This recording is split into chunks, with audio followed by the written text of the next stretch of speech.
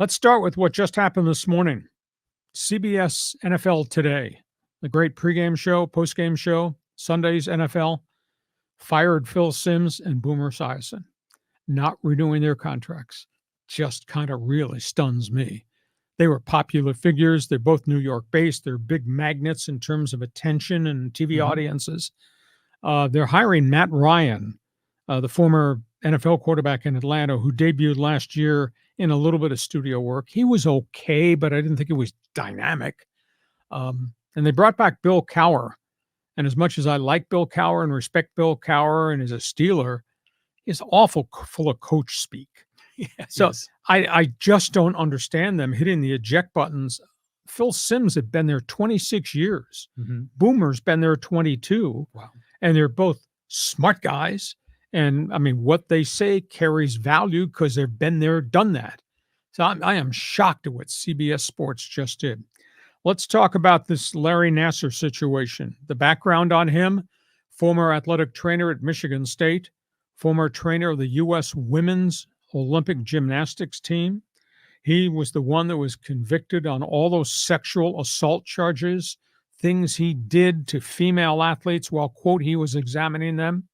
Well, the Department of Justice has just settled a massive lawsuit awarding $139 million to 103 female athletes on the Olympic team because when the information leaked out that Nassar might be doing something wrong with these women, the FBI took a year before they got around to investigating it. And the Department of Justice says, we were wrong. So they have awarded $139 million. This comes on top of the USOC awarding $308 million to the Olympic gymnastics, on top of Michigan State awarding $300 million to its own athletes who were vandalized, breached, assaulted by Dr. Larry Nassar, who's serving 60 years in prison. It does not bring back peace of mind to Simone Biles and all the other great female athletes who suffered at the hands of Dr. Larry Nassar. But it's just a terrible story. One other story in soccer, looking for soccer fan to join us. I know there's soccer fans out there. This is weird. English Premier League has been approached to bring some of their regular season games to the U.S. and play them on a rotating tour. Yeah. Now, they're not saying we're going to bring Manchester City or Liverpool or United or Hotspur. Those aren't the ones that be coming. It'd be the ones at the bottom of the table, aka standings. But the English Premier League says our games are not for sale. We're not going to do that. We're not going to send regular season games and teams to play in the States. Leave our game the way our game is. We don't want to take away home dates from Newcastle United or whomever. That's not what they're saying in Spain. Spain's La Liga, which is their first division league, got financial problems. Salary structure's gone out of control in Spain. Spain is negotiating with guess who? Saudi Arabia. To take La Liga games, Barcelona, Madrid, take them and position them to play in Saudi Arabia for a big payday. Interesting. And of course, all that money would then go into the pool and be split amongst all the other teams, some of whom are having real financial trouble.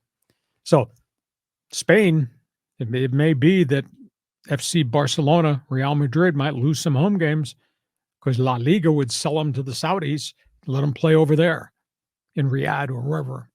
That's amazing. So, John, topics on the table. Like or dislike Phil and Boomer? First of all, those two guys are almost the same guy. Yeah. They're both quarterbacks from the same era, both with blonde hair. Phil Simms always is kind of a dud to me. I mean, Boomer, I've always liked more than Phil. But I think this is a good thing for CBS, get some young guys in there. It's a new generation. I mean, most young people weren't even alive when Boomer Esiason and Phil Simms were in the Super Bowl back in the 80s. So I think this is a good move, but it's a shocker for sure. But Esiason's got so many other things going on. He's got podcasts and TV shows and endorsements. I don't think Phil's quite as busy. Yeah, Phil does a lot of stuff. And Boomer, I mean, he does a morning show on WFAN in New York. Yeah. I mean, he works a lot and he's everywhere. and he's good at what he does. And Cower to me is always kind of not just coach speak, but that rough, gruff, old school coach mentality. I mean, there's a lot of other coaches that'd be fun to have in there as well. But again, a lot of these sets, especially for CBS and for Fox, usually are more conservative in who they select for those studio slots. I mean, if you were going to blow NFL guys out, would you not make a contact with Belichick? I was told that Belichick did something on draft day with Pat McAfee in the podcast, Mm-hmm. and it was really dynamic, really different. Really? Now, would you not go after Belichick if you're going to take these guys out? Yeah, not a bad idea. But what about Tom Brady? Isn't he coming? He's coming to Fox. Okay, but he's going to be a color guy, not a studio guy. Right. And that's going to bump the other guy out. What's his name? The tight end from Carolina. Yeah, so maybe he can go into the studio as well. What's that? No, he's going down. He's going to be part of the second play-by-play team. Okay, what's his name again? Olsen, right? Yeah, Greg Olsen. Yeah, he's really good. Yes. I mean, so I still have no idea what we're going to get from Tom Brady, No. but just think about all the old-time hosts that were there forever, like Brent Musburger and Jimmy the Greek, all those guys. They were just like, they were pillars in our sports life back in the 70s, weren't they? Yeah, but knowing John Riley, get him out of here. Yeah. Well, John doesn't care about tradition and accomplishment. No, you gotta turn the page sometime. Invite some of the young folks in. A lot of times they're also strategically selecting people from certain demographic groups to try to expand the game. And speaking of expanding the game, I think it's a great idea for La Liga and for the EPL to come to America, go to Saudi Arabia. The NFL has proven that it works. MLB did it in Korea and elsewhere, and it works well. I think it's a super thing to make the sport more global. And again, it brings people together rather than having everyone in separate leagues and separate territories. So I'd say more of it. I think the EPL is short-sighted. Except that they don't want to send Manchester City and Erling Haaland their 70-goal scorer. They don't want to send them stateside. Well, they want to keep those games in front of their fans. But they'll send you the last place team that's about to get relegated. Well, the NFL does the same thing. They send them the Jacksonville Jaguars. So, I mean, that's still okay. So I say bring it on. I want more soccer in America. Okay, it is time for Fans 4.